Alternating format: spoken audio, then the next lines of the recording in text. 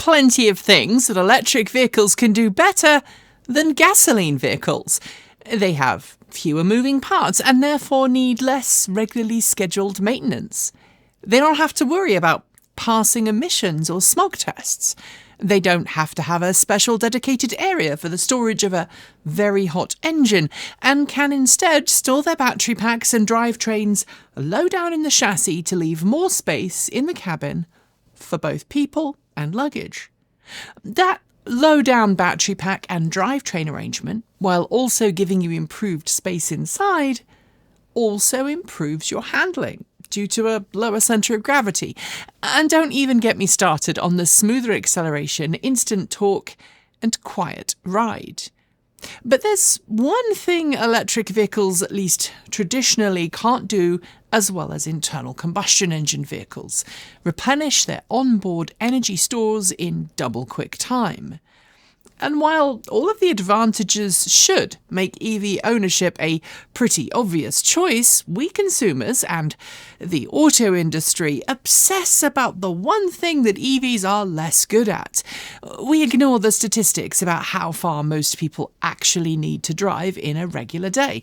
We ignore the reality that most people don't need to make super long distance trips all the time, and many don't ever do that. We obsess about fast charging, how quickly we can refuel, how much it costs, and how reliable or unreliable it is. And that's causing us a whole world of problems at both the local and international level, because it's causing both governments and automakers to focus on the thing that most people don't need to use all that often, while completely ignoring the thing we really need: abundant, reliable, level 2 charging. Let's go there.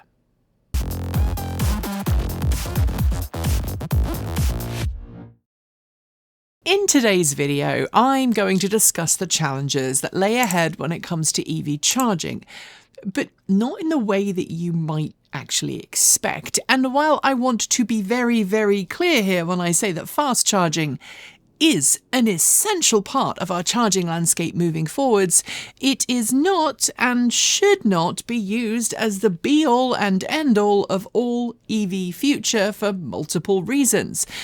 Right now, it is. At least, it's being treated like that by many, many people. Today, I'm going to look into the obsession we have as a society with EV fast charging, examine the alternatives, and explain why we need to be working at every level of society to normalise level 2, and sometimes even level 1 charging for EVs as an equally valid part of the EV landscape moving forwards. But first, let's take a look back in history.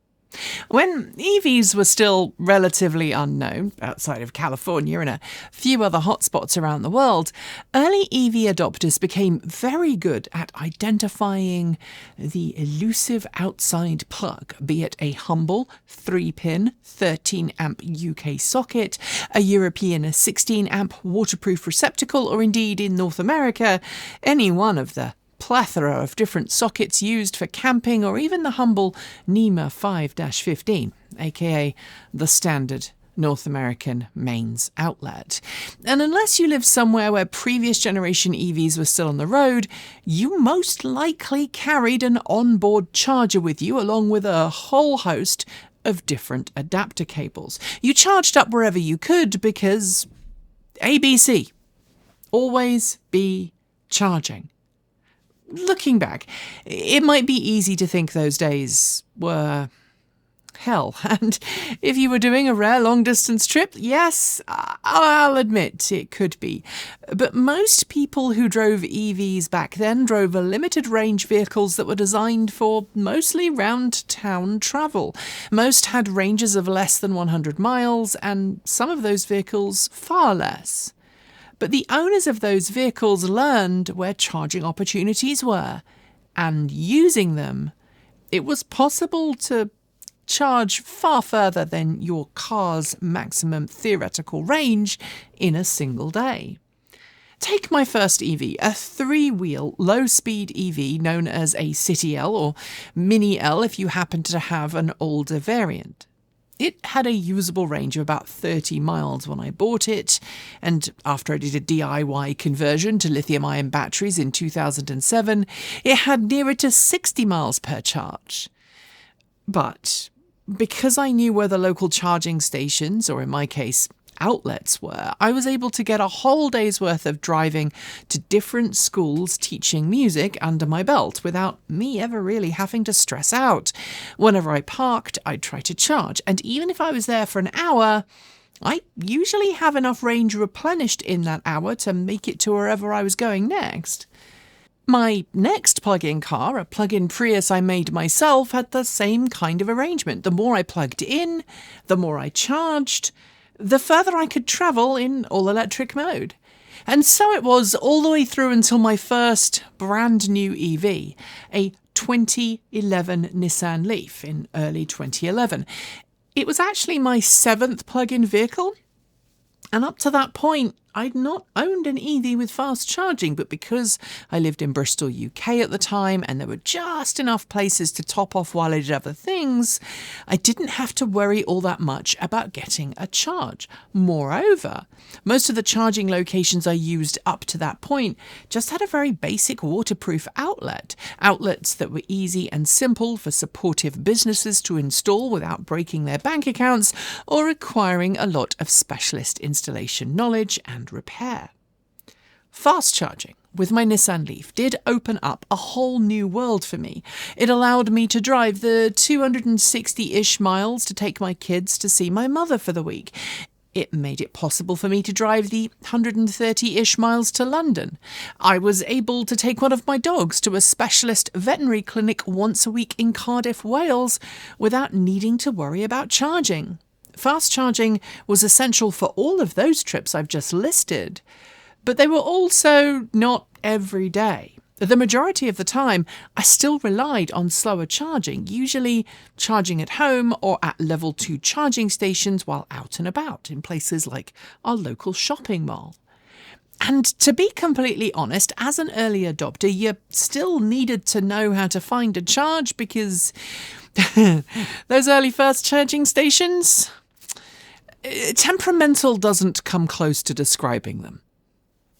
Today, we, and by we I don't mean the team at the channel, I mean the entire EV industry, are much more focused on fast charging. The whole switch to NACS in the US and Canada, or J3400 if you prefer, has been driven by the perception that CCS Type 1 charging stations aren't reliable enough to support a massive growth in EV adoption. And now we're seeing that adoption in practice, creating more adapters, more complexity, and unfortunately more headaches.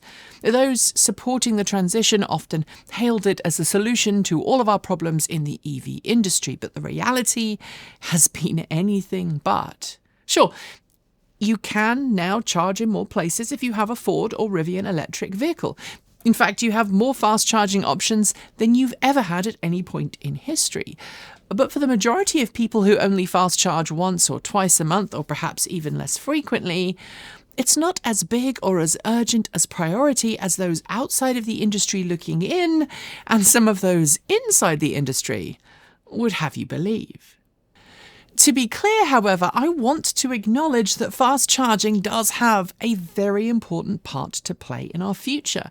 Reliable fast charging and cars that can charge quickly from empty to a decent level of fullness in as short a period of time as possible will definitely help people transition from internal combustion engine vehicles to EVs as rapidly as possible. After all, nobody, not even me, wants to spend hours waiting to charge their vehicles on a rare long-distance trip.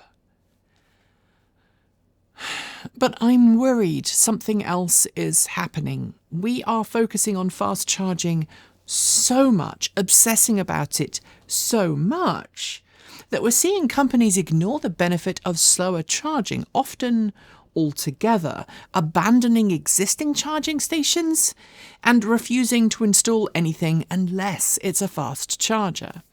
I'm going to give you an example. In Hillsboro, Oregon, a city Not too far from this studio, there's a grocery store with a fast charging station in it that's a good 10 years old. It is paired with a level 2 charging station that worked up until about a year or so ago, when the supermarket allowed Electrify America to install a brand new 4-stall fast charging location, a site that can charge more vehicles more quickly, but which has also had its own reliability issues, to the point that, in fact, I've not ever seen all 4 stalls working flawlessly at the same time. Located near to a state route, which itself is an arterial route for local and interstate traffic, this location is great for people wanting to drop off the freeway, charge up and get on their way. There are multiple places there to refresh and replenish while your car charges, but the majority of people who visit aren't there doing their shopping, they're just passing through. The original charging stations, the ones that are 10 years old, they're located closer to the front of the store, but now defunct and unloved. They provided at least the choice of offering someone stopping to pick up their groceries on the way home the chance just to top off their battery for the 30 or 40 minutes they were inside. And you might argue that a bog standard level 2 charging station isn't going to give you much in the way of range while you grab groceries. But the reality, as many EV owners will tell you, for the majority of people living in a major urban area, is that even 30 or 45 minutes on a level 2 charging station is enough to add as much as 15 to 20 miles of range, and depending on your vehicle and its efficiency, is probably more range than your car ate up driving from wherever you were to the grocery store. And unlike fast charging stations, level 2 destination charging stations can accommodate pretty much any type of EV that has ever been made, along with pretty much every plug-in hybrid. My Vectrix Maxi scooter, for example, was built before J1772 was a thing, but thanks to a simple mechanical adapter with a basic resistor inside it, I can use a J1772 charging station to charge my scooter. I've seen a homemade EV charging at J1772 stations. I've even seen, believe it or not, a one-wheel using one. Level 2 stations are a great leveler, and they allow vehicles that can't fast charge. Remember, fast charging was considered an optional extra on many EVs as recently as just a few years ago, the chance to extend their range cheaply and conveniently. Insisting on just fast charging completely eliminates charging options for many of those vehicles. As for the time it takes to charge, well, if you're parking somewhere for a while to go and run an errand, maybe watch a film, or otherwise just not be with your car, I'd like to remind you that most cars spend most of their time sitting there doing nothing. You probably don't need a fast charge, in fact. You need a slow charge, and the time it takes to plug in is your biggest concern, and that just takes a few seconds. But funding in many countries around the world is so heavily focused on fast charging that we are often forgetting about the importance of lower power, level 2 destination charging. And in some cases, we're even installing infrastructure that's actually inappropriate for the location in question. I've seen fast charging stations at movie theatres and at airport parking garages, and that might help make the garage operator or the mall look good. But level 2 charging stations would be far more appropriate, or in the case of airports, perhaps even level 1. It's the metaphorical equivalent of turning up at your local post office or perhaps your FedEx store to find that the only way you can send your gran a birthday gift for her 80th birthday next month is to pay for priority overnight shipping, when next week's shipping would be just fine and a whole lot cheaper. At this point, it might be appropriate to point out that not everyone has access to at-home charging and not everyone has off-street parking. But while fast charging is currently used as the primary fix for that problem, Level 2 could be more widely deployed. For a start, it's easier for a business to accommodate Level 2. Fast charging stations not only require their own dedicated power to be fed to wherever they're going to be built, but they often require major upgrades to a location's power supply. And that can represent a lot of investment on the part of the operator of the charging station and sometimes the owner of the site. That is sometimes covered through company investments. Sometimes it's through grant funding. But nearly always, the result is a massive lump sum investment that needs to be paid back, often at the customer's expense. Level 2 charging stations require a lower level of initial outlay, and it's easier to plan upgrades over a longer period of time. A site could, for example, install 4 or 5 Level 2 charging stations, something that would require a much smaller power feed, and then, if things go well, add more, and maybe then upgrading the power feed in the future. And if you live somewhere where it gets super cold in the winter, you're probably familiar with the concept of outlets next to overnight parking stalls, so that people can plug in engine block heaters to prevent their engines from freezing up overnight. If we can provide places for people to plug in block heaters, well, we should be able to do the same for EV charging outlets. Admittedly, not all locations are ideal for Level 2 charging, but apartment complexes, hotels, and many more places that you would spend more than a couple of hours would be better serviced by multiple Level 2 or even Level 1 charging stalls than they would be by one fast charging station. Level 2 charging station installations require lower initial outlay, tend to have lower service requirements, and don't lead to sudden unexpected spikes in power demand from the local utility. Those unexpected power spikes that the utility company will happily charge their corporate customers for, which ends up being passed on to the individual using the charging station.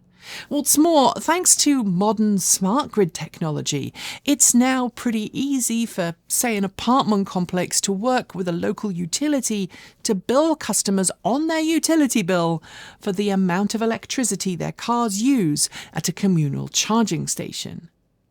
But what if you don't have off-street charging or off-street parking? There are solutions there too. As city councils and municipalities work to make their lighting energy efficient, we're seeing more and more street furniture, aka streetlights, being converted from inefficient incandescent lighting to LED-based fixtures. It's a simple and straightforward swap most of the time, and also happens to open up the circuits in street furniture for other applications. Power wiring designed to provide a massive amount of current to a whole street of lights are now providing just a fraction of their theoretical maximum limit, leaving the possibility of retrofitting streetlights with Level 1 or Level 2 charging. And companies like Ubitricity, Lengrad, Trojan Energy, and many more are already offering some kind of product designed to take advantage of this, bringing street-side charging to those who don't have off-street parking. Still not convinced? Let's talk about the lowest common denominator. The overwhelming majority of EVs on the market today are capable of recharging from an overnight Level 2 charging station to full or near full, the only exceptions being massive pickups and SUVs with ridiculously large battery packs. But for everyday commuter-friendly cars, an overnight charge or perhaps even an 8-hour charge at work can fill your car's battery pack to maximum theoretical range. The current push towards NACS, as well as the retirement of CHAdeMO in much of the world, is leaving customers of older vehicles either pushed out of using the latest charging infrastructure or forced to buy expensive aftermarket adapters. In the case of CHAdeMO vehicles, those adapters can represent a significant proportion of the car's actual value. Given that many of those older vehicles are used primarily as round-town runabouts, pushing for slower charging actually ensures those vehicles can remain on our roads for as long a time as possible. Focusing instead on fast charging and making the charging experience closer to a gas station only forces owners of older and less capable vehicles off the road. That helps nobody. It definitely makes EVs inherently more expensive and prevents trickle-down ownership. By encouraging more Level 2 charging stations, communities, cities, and entire countries can lessen demand for fast charging, increase the number of people who have access to a fully charged vehicle every morning, and ensure that older vehicles remain supported and on the road for as long a period as possible. But that means legislators, advocates, and the industry itself needs to agree to do just one thing. We need to stop pretending electric vehicles are gas cars with batteries. They are different. They are better. And we need to move away from that gas station model. Thanks for joining me today, and if you've got thoughts, make sure you leave them below in our Discord chat room, or you can reach out to us on Mastodon. Thanks to the amazing list of people scrolling by on your screen right now. They are some of more than the 1,500 people who help fund this channel through Patreon and YouTube, covering our bills, paying our team, and making sure we can be 100% independent. If you'd like to join them and see your name listed here, just follow the links below. There are a range of different tiers you can sign up for from as little as $1 a month, or if you pay yearly, just under $11 a year. A huge welcome to our newest supporters: Biggs Bronson, Philip Panya, Stephen Trudeau, Laura Connolly, Paul Giblin, Kaboombox, Oliver, John Franks, Bill Lascelle, Brent Smith, Terry and Rich UK, Wendy Kelly Budenbaum, Joe Hamlin, Ilian Oster, Brian Curry, Chelsea Williams, and Adekunle Ferinya. To join the list and get your shout out, become a paid Patreon member and get your moment of fame. If you'd like to support us with a one-off donation, you'll find links below to make Ko-fi and Bitcoin donations, and we even have an old-fashioned PO box you can reach us at, address also below. And if you're in need of some swag, you'll find our swag store in the down below. This month, we're talking about accessibility with our latest t-shirt design, and keep your eyes peeled for a brand new special t-shirt for our trip to Everything Electric in Canada next month. We've got some great content coming up, so make sure you're subscribed on PeerTube or YouTube, and we'll see you soon. We make new videos every Monday, Wednesday, Friday, Saturday, and Sunday. If you want more, the mighty algorithm thinks you'll like this video, but we think that this one is also well worth a look. See you soon, and as always, keep evolving!